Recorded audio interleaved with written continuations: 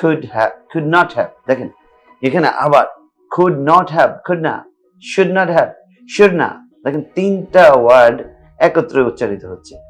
তার মানে তোরা এটা করা উচিত না, বা এরকম একটা পরিবেশ পরিস্থিতির ভিতরে কিন্তু আমরা চলে আসছি। এরপরে হচ্ছে মাস্ট নট হ্যাভ, মাস্ট না।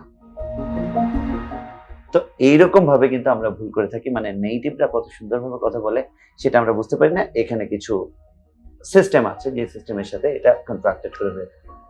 তো যারা এই লেসনটিতে আসলে মনোযোগ দিয়েছেন তারা ডেফিনেটলি উন্নত করতে পারবেন। তবে উন্নত করার জন্য আপনাকে প্রচুর পরিমাণ প্র্যাকটিস করতে হবে, মুভি দেখতে হবে, এবং আইএলটিএস নামক এক্সামেও কিন্তু আপনি নেটিভরা যখন দ্রুত কথা বলে চলে যায় আপনি কিন্তু কাজ করতে পারেন না, সেটাও কিন্তু আপনি ফোকাস থাকতে হবে এই ইনফর্মাল কন্ট্রাকশন। কারণ অনেকেই বলে থাকে যে আইএলটিএস তো একটা ফর্মাল এক্সাম, না না, আইএলটিএস একটা কমপ্লিট একটা এক্সাম।